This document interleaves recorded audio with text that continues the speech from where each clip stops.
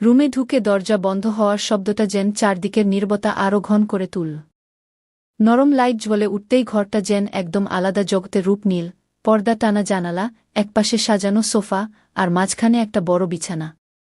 নাদিয়া জানালার পাশে গিয়ে দাঁড়াল। হাত দিয়ে পর্দা সরিয়ে বাইরে তাকাল। ঢাকা শহরের সকালের আলো আস্তে আস্তে ছড়িয়ে পড়ছে, কিন্তু তার চোখে ছিল ভিন্ন ঝিলিক। রাত তখন ঠিক 10টা। চট্টগ্রামের বাস টার্মিনালে মানুষজন ভিড় করছে, প্রত্যেকেরই গন্তব্য আলাদা। সেই ভিড়ের ভেতর থেকে দুইজন চেনা মুখ একসাথে এগিয়ে গেল ঢাকাগামী এসি বাসের দিকে। জিসান আর নাদিয়া। তাদের পরিচয় অনেক পুরনো, বিশ্ববিদ্যালয়ের সহপাঠী। ক্লাসের গ্রুপ প্রেজেন্টেশন, লাইব্রেরিতে একসাথে বসা, ক্যান্টিনে চায়ের আড্ডা, এই সব কিছু একসময় তাদের বন্ধুত্বকে খুব কাছাকাছি নিয়ে এসেছিল। কিন্তু পড়াশোনা শেষ হবার পর দুজনেই ব্যস্ত হয়ে পড়েছিল নিজ নিজ ক্যারিয়ারে। যোগাযোগ কমে আসতে আসতে একসময় পুরোপুরিই বন্ধ হয়ে গিয়েছিল। হঠাৎ করেই এক অফিসিয়াল ট্রেনিংয়ের জন্য চট্টগ্রামে আসতে হয়েছিল নাদিয়াকে। আর সেখানেই কাকতালীয়ভাবে দেখা হয়ে গেল জিসানের সাথে। প্রথম দিনের সেই আকস্মিক সাক্ষাৎটা কেমন যেন মনের ভেতর লুকানো আবেগকে জাগিয়ে দিল। 3 দিনের প্রশিক্ষণ কেটে গেল দুজনের হাসি, কথা আর স্মৃতিচারণায়। আর তৃতীয় দিনের রাতে তারা সিদ্ধান্ত নিল একসাথে ঢাকায় ফিরে যাবে। বাসে উঠে জিসান আর নাদিয়া বসল একদম শেষের সিটে। সিটটা খানিকটা আড়াল দেয়, পেছনে আর কেউ নেই, জানালার পাশে মোটা পর্দা ঝুলছে। ভেতরে নরম আলো, চারদিকে শীতল এসির হাওয়া। বাইরে গভীর রাতের অন্ধকার। নাদিয়া জানালার বাইরে তাকিয়ে মৃদু হেসে বলল, অদ্ভুত না? এতদিন পর হঠাৎ দেখা, আর এখন আবার একসাথে এমন কাছে বসা। জিসান নীরবে তার হাত চেপে ধরল। আঙুলের ভেতর দিয়ে উষ্ণতা ছড়িয়ে গেল। কাছে এসেছি তো, এবার আর দূরত্ব রাখার কোনো মানে হয় না, জিসান বল ধীরে। নাদিয়ার গাল লাল হয়ে উঠল। সে চোখ নামিয়ে নিল, কিন্তু হাত ছাড়াল না। ভেতরে যেন অচেনা কাঁপুনি বাজতে লাগল। বাস তখন ধীরে ধীরে রওনা দিল। চাকার ঘর্ষণে হালকা কম্পনে চারপাশ নিস্তব্ধ হয়ে এল। যাত্রীরা একে একে ঘুমিয়ে পড়ছে। আলো আরো ম্লান হল। এই নীরবতার মধ্যে জিসান মাথা রাখল নাদিয়ার কাঁধে। আমাদের মাঝে এতদিন দূরত্ব ছিল কেন জানো? জিসানের কণ্ঠস্বর ভাঙা, আবেগে ভেজা। নাদিয়া চোখ বুজে ফিসফিস করে বলল, তুমি চাইলে তো একটা চিঠি লিখতে পারতে। আমি অপেক্ষা করেছিলাম। তার কণ্ঠে জমে থাকা অভিমান স্পষ্ট। সেই অভিমান শুনে জিসান আর স্থির থাকতে পারল না। সে আস্তে মুখ ঘুরিয়ে নাদিয়ার গালের কাছে এগিয়ে গেল। ঠান্ডা স্পর্শে নাদিয়ার শরীর কেঁপে উঠল। তার বুকের ভেতর যেন ঢেউ খেলতে লাগল। জানালার ফাঁক দিয়ে হঠাৎ একটা লাল রাস্তার আলো এসে পড়ল তাদের মুখে। আলোধারীর খেলার মধ্যে দুজনের দূরত্ব মিলিয়ে গেল এক মুহূর্তে।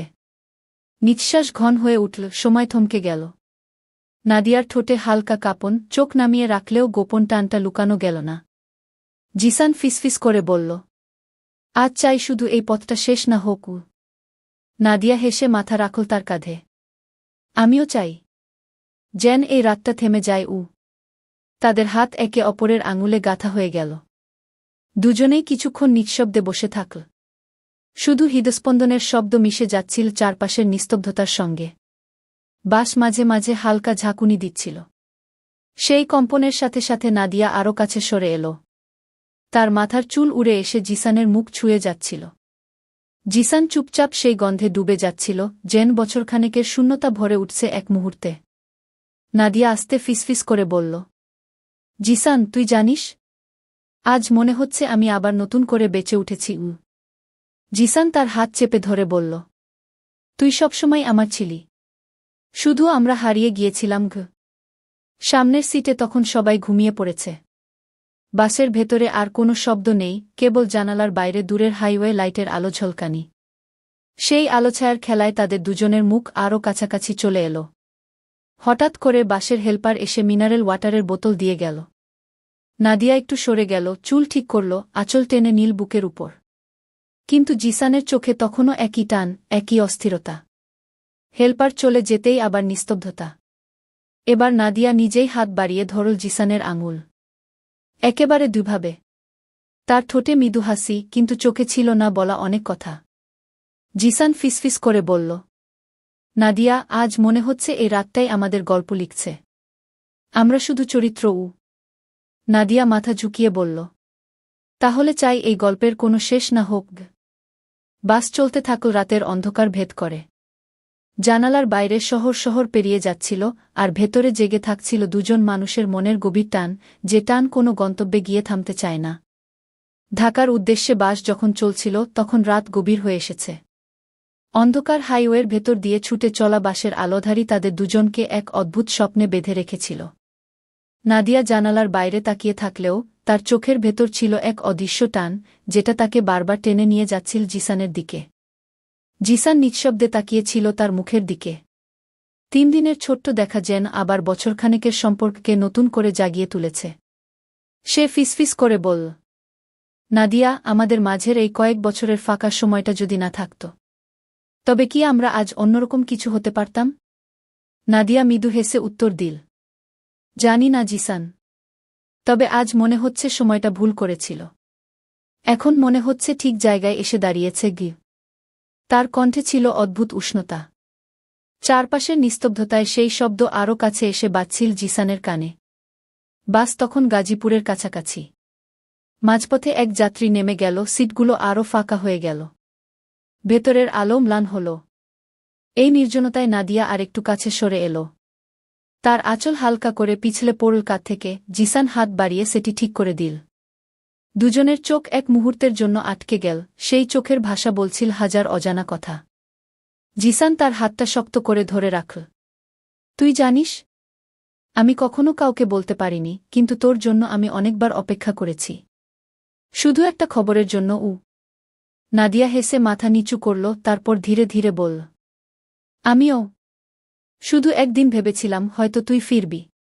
আজ মনে হচ্ছে সত্যিই ফিরে এসেছিস গো।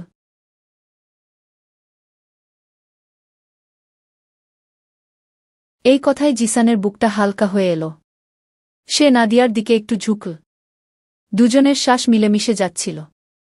বাইরে হাইওয়ের বাতি একের পর এক ছুটে যাচ্ছিল, ভেতরে তাদের নিঃশ্বাসের শব্দে তৈরি হচ্ছিল এক অদ্ভুত রোমাঞ্চ। নাদিয়া চোখ বুজে নিল। তার মুখের কোণে এক মৃদু হাসি, কিন্তু হাতের চাপ ক্রমশ শক্ত হয়ে উঠছিল। যেন সে নিজেই চাইছিল সময়টা থেমে যাক। ঠিক তখনই বাস আবার হালকা ঝাঁকুনি দিল। নাদিয়া জিসানের উপর হেলে পড়ল। এক মুহূর্তের জন্য তাদের দুজনের মুখ এত কাছে চলে এলো যে দূরত্ব বলে আর কিছু রইল না। নাদিয়ার কানে গরম নিঃশ্বাস লাগতেই শরীর কেঁপে উঠল। সে আস্তে ফিসফিস করে বলল, জিসান, আজ কেন মনে হচ্ছে আমি কিছুতেই নিজেকে সামলাতে পারছি না? জিসানের চোখ চকচক করে উঠল। কারণ আমিও পারছি না আগি। কথা শেষ হওয়ার আগেই জানালার বাইরের আলো এসে পড়ল তাদের মুখে। আলোছায়ার সেই মুহূর্তে তারা নিঃশব্দে কাছে সরে এল। চারপাশে যখন সবাই ঘুমে ডুবে আছে, তখন তাদের ভেতরে জেগেছিল শুধু একটিই অনুভূতি, হারিয়ে যাওয়া সময়কে আবার খুঁজে পাওয়া। তাদের হাত একে অপরের আঙুলে গাঁথা হয়েছিল শক্ত করে। বাস ছুটে চল অন্ধকার ভেদ করে, আর তারা ডুবে গেল সেই রোমাঞ্চকর নীরবতায়, যেখানে প্রতিটি নিঃশ্বাসই ছিল অঙ্গীকারের মতো। ঢাকা তখনও অনেক দূরে, কিন্তু তাদের জন্য যেন গন্তব্য আর কোনো শহর নয়, শুধু একে অপরের কাছে পৌঁছানো। ভোর 4টার দিকে ঢাকার আলো চোখে পড়তে শুরু করল। বাসের কাচের ফাঁক দিয়ে লাল নীল নিনের আলো ছুটে আসছিল। শহর তখনও ঘুমিয়ে, রাস্তায় গাড়ির সংখ্যা হাতে গোনা, কিন্তু দুজনের চোখে ঘুম ছিল না একটু। নাদিয়া জানালার বাইরে তাকিয়ে হালকা ক্লান্ত গলায় বলল, এই শহরটা কতদিন পর দেখছি জানিস, অথচ মনে হচ্ছে সবকিছু অচেনা ঘি। জিসান মুচকি হেসে উত্তর দিল, শহরটা পাল্টেছে, আমরাও তো পাল্টেছি নাদিয়া। শুধু একটা জিনিস পাল্টায়নি, তোর চোখের ভেতরের সেই চেনা আলোগু। এই কথায় নাদিয়া হালকা চমকে তাকাল তার দিকে। চোখের কোণে ক্লান্তি থাকলেও সেই দৃষ্টিতে জ্বলছিল অদ্ভুত উষ্ণতা। বাস ধীরে ধীরে কমলাপুর টার্মিনালে এসে থামল। ভোরের হালকা কুয়াশায় প্ল্যাটফর্ম ভিজে আছে। নেমেই ঠান্ডা বাতাসে শিহরিত হয়ে উঠল নাদিয়া। তার শাড়ির আঁচল হাওয়ায় উড়ে যাচ্ছিল। জিসান তাড়াতাড়ি হাতে ধরে দিল। স্পর্শটা এতটাই নরম আর অচেনা যে নাদিয়ার বুকের ভেতর কেঁপে উঠল। জিসান জিজ্ঞেস করল, এখন কোথায় যাবি? এত ভোরে তো বাসায় সরাসরি যাওয়া অস্বস্তিকর হবে গু। নাদিয়া একটু দ্বিধায় মাথা নিচু করল।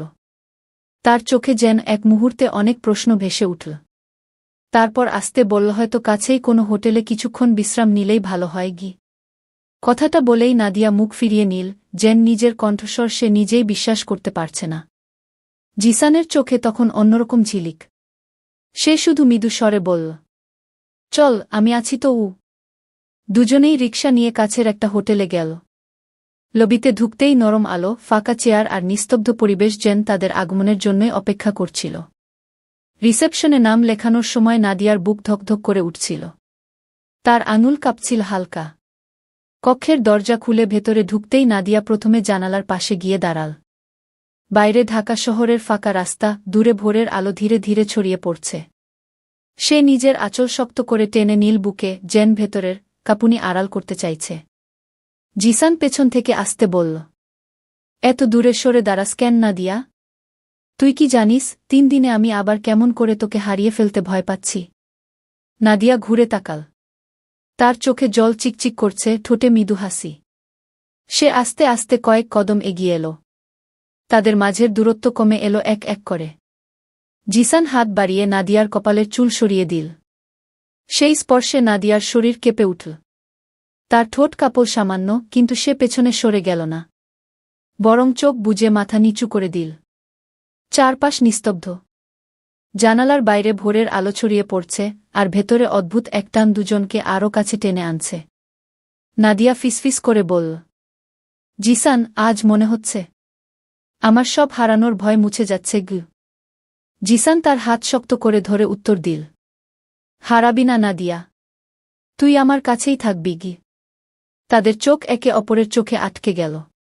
নিঃশ্বাস ঘন হয়ে উঠল, সময় থমকে গেল এক মুহূর্তের জন্য। বাইরে ভোর জেগে উঠছে, আর ভেতরে জেগে উঠছে বহু বছরের চেপে রাখা আবেগ, অচেনা এক রোমাঞ্চ। রুমে ঢুকে দরজা বন্ধ হওয়ার শব্দটা যেন চারদিকের নীরবতা আরও ঘন করে তুলল। নরম লাইট জ্বলে উঠতেই ঘরটা যেন একদম আলাদা জগতে রূপ নিল। পর্দা টানা জানালা, একপাশে সাজানো সোফা, আর মাঝখানে একটা বড় বিছানা। নাদিয়া জানালার পাশে গিয়ে দাঁড়াল। হাত দিয়ে পর্দা সরিয়ে বাইরে তাকাল।